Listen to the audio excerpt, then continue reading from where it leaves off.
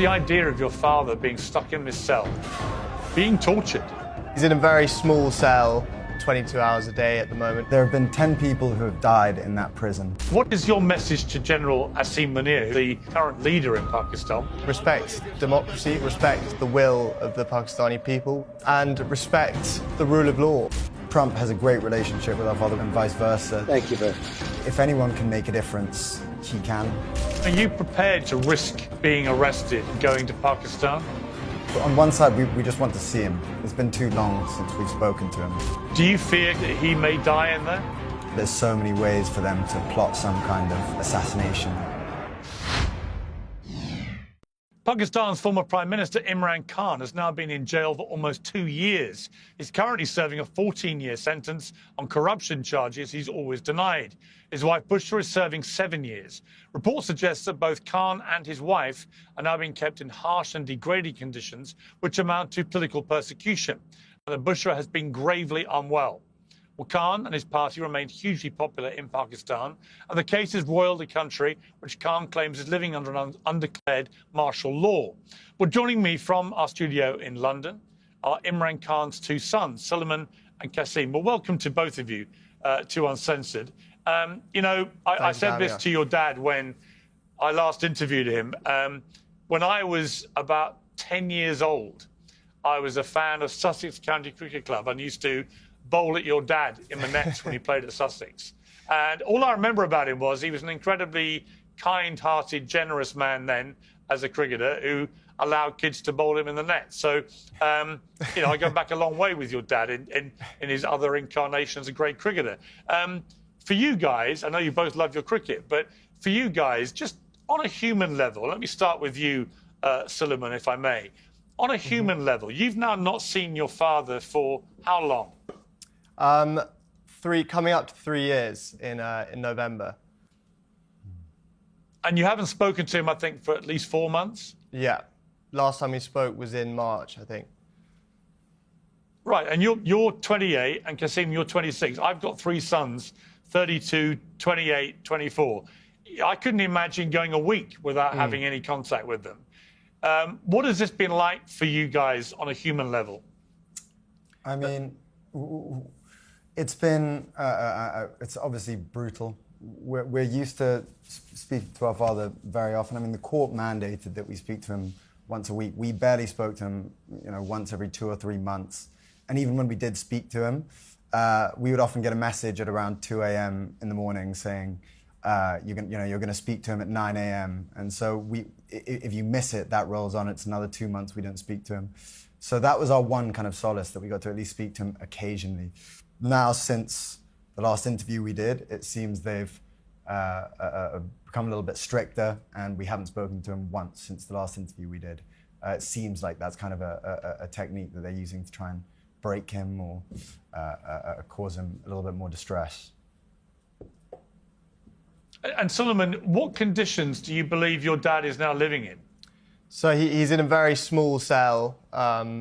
He has to be in there 22 hours a day at the moment. He's only allowed out of his cell for 2 hours a day at the moment. They've restricted access. Books were kind of his only solace. They've kind of restricted access to the books that he wants. He's had access to his lawyers and his personal physician and his family members restricted. I'd like to add as well, the conditions in there are awful, as in there have been 10 people who have died in that prison of hepatitis C, and that's because of unsanitary conditions, equipment like razors and things that haven't been cleaned properly. So, it's very, very clear to see their awful conditions. He's washing himself in water that isn't just unfiltered, it's visibly murky. It's apparently discolored. So, the hygiene levels in there are pretty abhorrent. Do you fear, Qasim, that he may die in there? I mean, you try not to think about things like that, but yeah, I mean, I've had moments where I've thought, am I going to see him again? And it's been so long. This is the longest we've ever not seen him. Also, the longest I've ever not spoken to him.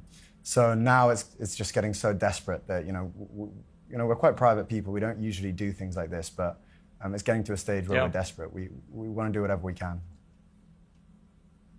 You know, I last spoke to your father just soon after the assassination attempt on his life, and he said this: when you're a political leader and you're in the situation that you're in now, where there's a genuine threat against you of assassination, do you feel fear? No, Piers, when I entered politics, I actually had conquered my fear of dying. Otherwise, I would not have entered politics, because I came in to stand up against the entire status quo. I came to fight corruption. Today, the entire political spectrum, 16 parties on one side and I'm on the other side. And because this was the status quo, which is 60 years of our last 62 years, half has been ruled by military and half by these two families. So I came to fight these two families. You know, he's shown extraordinary courage there, Kasim. You know, I'm not surprised. He's as a political leader, he's behaved exactly the way he did as a cricketer. You know, showing great courage and leadership and so on. But that was an occasion where he very nearly got killed. I mean, it was a very, very close escape from assassination. Again, as his son, what is that like for you? Look, Piers, we built a very thick skin with him. When we were younger, we knew he always went headfirst into very dangerous situations. He went against mafias. We saw him get shot. That was the last time we actually went over there. Was straight after that, and it's the last time we saw him. But he's a very resilient character. He's always been like that. It's a strong faith. He was like that even before he had that strong faith. It's obviously it's brutal to see him right now. This is one of the worst situations I've kind of gone through, because we really didn't think it was going to be this long, his sentence or his incarceration. It's an unpredictable place, Pakistan, but to be in there nearly coming up to 2 years, it's brutal. So it's the first time I've really wavered a little bit on my faith in him being okay. So that's why we're here. Suleiman, I did another interview with your dad where he talked about you guys. Let's take a look at this. You also, Imran, you have kids back here in the UK, and your ex-wife Jemima was on Twitter saying how relieved that they all were to see that you'd survived this. But, in those moments, you must also, you're a father.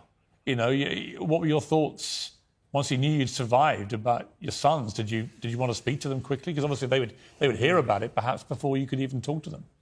I went to the hospital, 2 hours drive. The moment I got there, then I spoke to my sons. And of course, I spoke to my wife, both of them. My wife actually was remarkable. The fact that I was saved, she was quite relieved. But my boys were sort of quite worried. And I hope to see them soon. I mean, are they keen for you now to stay out of the public eye? Is that on your mind, your sons, and how they feel? My sons, when they were younger, I'm talking about my older son was very sensitive. So when they were about 8, 9 years old, my older son, that's when he used to worry a lot, and he always wanted me out of politics. But, I feel that, we human beings have a responsibility to our society. And this is the spiritual way of life. There are two ways. One is material yourself. The other is the spiritual. And some 30 years ago, when I went on the spiritual path, that's the only reason I came into politics, because I realized I had a responsibility being so privileged in this country. How do you feel watching that back, Suleiman? Well, it's completely true. When I was younger, sort of 9, 10, we'd constantly hear about his life being in danger, and I'd always beg him to leave politics, live a more comfortable life, maybe living off the back of his cricket career. But as we've got older, as he's got more successful in politics, I've kind of learned that, and also just getting older and understanding these things a bit more, He wouldn't be happy if he wasn't doing what he's doing. Even if he was living a comfortable life with us in the UK or in Pakistan, he genuinely wouldn't be happy if he wasn't trying to make a change over there.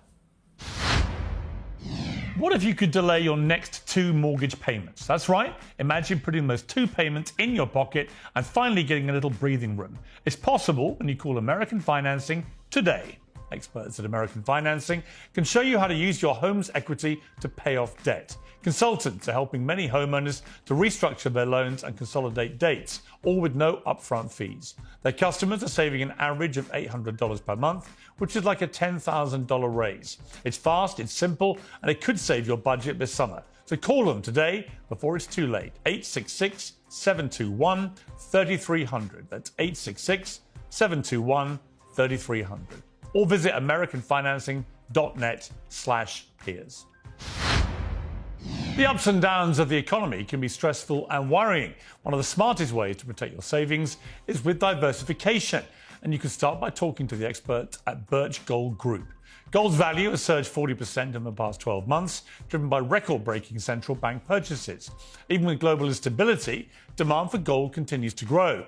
Birch Gold makes it easy. You can own gold to store at home, or you can convert an IRA or a 401k into a tax-sheltered gold IRA. Just text my name, Piers, to the number 989898, and Birch Gold will send you a free info kit on gold. There's no obligation, only useful information. With an A+ rating with the Better Business Bureau and tens of thousands of happy customers, Birch Gold lets you take control of your savings today. Text the word PIERS, that's PIERS, to 989898. Kasim, I know that you guys were planning to go over to Pakistan and try and help your father and maybe even affect his release, but that you've been told you won't get visas and that if you do go, you may face arrest and indeed potential imprisonment. Yeah. Is that the case? And what do you intend to do given that backdrop? Well, yeah, so we wanted to go. We want to do whatever we can, as I said, to try and make a difference. We heard maybe, on one side, we just want to see him. It's been too long since we've spoken to him.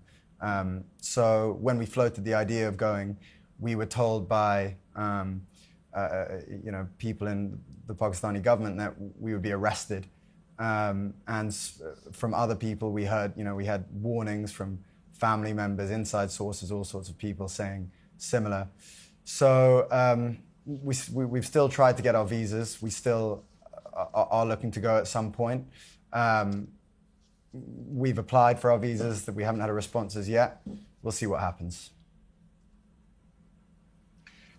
Solomon, how determined are you guys to try and get your father out of prison? Incredibly determined. That's like Qasim said, we're quite private people. We wouldn't normally do this sort of thing, but we've recently been to America to speak to politicians over there to see what we can do, see if they can help support and advocate for his release. It's just got to the stage where we're doing everything we can to help from abroad. If we can't go over there, if we don't have assurances that we can go over there and see him and make a difference there. Qasim, what's your message for President Trump? Because he, probably of all world leaders right now, he might be able to effect real pressure on this situation. Do you have a message for him? Well, yeah. I mean, if anyone can make a difference, he can. We spoke to Richard Grenell, and he was a big advocate of my father. He publicly tweeted in favor of our father. We know that Trump has a great relationship with our father. We know, and vice versa. They had great conversations when they were both in office, and they seem to have mutual respect for one another. If Trump was able to make a statement or in any way speak to the establishment over there to get our father released, I know he's one of the few people who can. So of course, we would love to kind of have a conversation with him or hope for some help from him or support. Obviously, you don't give interviews, you guys, Qasim, and you barely do this kind of thing ever. You've always been very private, as you said, and I've always been very respectful of that to you guys. I know your dad, I know your mum very well. For you to come out and do this kind of interview is a big deal for you, isn't it? Is part of the thinking that you will just raise a lot of awareness, that people may see this and the pressure may increase in a helpful way? Yes, for sure. We want politicians in the UK and America to speak up about the situation over there, the human rights violations. You know, there are countless human rights violations, from the torture tactics they use, turning off the power for 10 days in his cell and all lights in his cell. That's a genuine torture tactic. From the amount of daylight he's able to see. We want these human rights issues to be spoken about by journalists, by politicians, anyone who has a voice, to spread awareness about what's going on over there. And it's not just a human rights issue; it's a democratic issue. The people of Pakistan voted for him. He's the most popular candidate in Pakistan. The people, 250 million people in Pakistan, deserve to have their voices heard. So.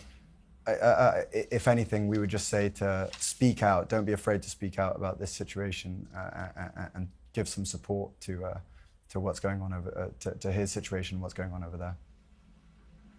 Suleiman, have you had a chance to talk to the British Prime Minister, Sir Keir Starmer? No, we haven't. But we would love a chance to speak to anyone, any sort of senior figure in the British government. Or David Lammy, the Foreign Secretary?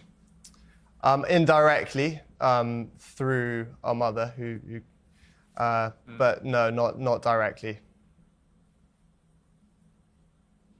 I really, like I said, I started this with talking to you about this on a human level. Just as a father of 3 boys myself, it's a heartbreaking situation that you guys have found yourself in, and I just think it must be an intolerable stress on you. Qasim, you talked about torture there. Just the idea of your father being stuck in this cell, being tortured as a political prisoner, as many people see him. That must be incredibly stressful. How are you getting on with just regular life with this going on? I mean, it's difficult. You have to disassociate to a certain degree. I get on with my work. I'm busy. I run a company here, so I try and just focus on my day-to-day. But at moments like this, you have to realize that everyone has a duty in their life, and we're born into a lot of privilege. We're very lucky, and so one thing we have to do is just focus on this as much as possible right now and try and get him out of this situation. He's done so much for the people of Pakistan. He's built the first cancer hospital in Pakistan. He's built universities there. He won the World Cup in '92. The people of Pakistan adore him, and for good reason. And the least we can do is, as sons, is try and speak up about this and try and make some kind of impact. So even if it is a little bit painful, speaking about it is the very least we can do. And Suleiman, he's been convicted in Pakistan of corruption charges, as has his wife. What is your response to that? Well, I think anyone who knows him knows that he's not a corrupt person. If he was truly corrupt, he's been offered multiple times to join one of the established parties, and he could have just enriched himself that way, as they have. Instead, he chose to start his own party 30 years ago. Took him 20 years to even be taken seriously in politics. And he could have lived a comfortable life, like I've said, off the back of his cricket career. The whole reason that he started his party in the first place was to fight the kind of rampant corruption that Pakistan has suffered from since its inception, really. I think anyone who knows him, even people within the establishment who are accusing him of this, know that he's not a corrupt person. I interviewed Imran's sister, Alima Khan, in February last year, and she said this. He was shot. There were about 2 snipers and 1 person on the ground who shot at his rally. But then there was another attempt when they barely made it out of the judicial complex, but they had snipers on the rooftops. They were going to shoot at them. That was about to be a second attempt. So it's not that it's 2 attempts. And in jail, maybe we were worried about his safety in jail. Like, is he safe in jail? Will they poison him? So there's always a concern. But I think he's helped all of us come through the past few months. And we feel, well, if you're going to die, then it's going to be a big contribution towards a cause. I mean, there she was raising the spectre of somebody potentially poisoning him, Kasim. I mean, the problem is he's kind of defenseless in there, isn't he? He's on his own. He's defenseless. It's a very vulnerable place for him to find himself. Yeah, completely. It's horrible thinking about him in that cell. When you hear the stories about it just getting worse and worse, what really was quite painful to hear was recently hearing about him losing a lot of weight. The heat over there is unbearable, and we know he doesn't have any air conditioning, he doesn't have any fan. And so he's stuck in this small solitary confinement cell in blazing heat, and losing weight is just not a good sign for someone who's in their 70s, who's been shot recently 3 times. It's the health risks are massive. So there's so many ways for them to plot some kind of assassination. They have complete control, and it's extremely distressing. Yeah, I mean, Suleiman, that is what would be really concerning me if I was in your shoes, is that there's already been assassination attempts on his life. He got his sister talking about potential poison plots and so on. None of this is far-fetched. This kind of thing, I remember meeting Benazir Bhutto a few months before she was assassinated. This is part of life, in political life in Pakistan, sadly. What is your message to General Asim Munir, who's the current leader in Pakistan? What's your message to him about what's happening with your father? I would say respect. Respect democracy, first of all. Respect the will of the Pakistani people, which was clear despite huge rigging in the general election in February last year. And respect the rule of law, and give him a proper, fair trial. That would be my message, I think. And Kasim, are you prepared, you guys, to risk being arrested and going to Pakistan? Yeah, for sure. We've been attempting to go for a little while. We're looking through whatever we can. So what will be will be. We'll see what happens, but we 100% will be going at some point, whether he likes it or not. Well, listen. Yeah, I greatly appreciate you coming on Uncensored. I've been very moved by your plight. I've talked to your mother a lot, as you know, about this. I feel a long-time affinity with your dad. Like I say, he was very kind to me when I was a young lad, and I haven't forgotten that. And it was fascinating watching him go into politics and a whole different world. But it's a very dangerous position that he now finds himself in. And I just hope and pray that at some stage, sooner rather than later, common sense prevails and you get your dad back, or at the very least you get to see him and talk to him and interact with him, because it must be just for yourselves, never mind him, a form of torture that's going on. So Kasim and Suleiman, thank you both very much indeed. Thanks so much for having us on. Really appreciate it. Thank you, Piers. Well, best of luck to you in your campaign. Piers Morgan Uncensored is proudly independent. The only boss around here is me. If you enjoy our show, we ask for only one simple thing. Hit subscribe on YouTube and follow Piers Morgan Uncensored on Spotify and Apple Podcasts. And in return, we will continue our mission to inform, irritate and entertain. And we'll do it all for free.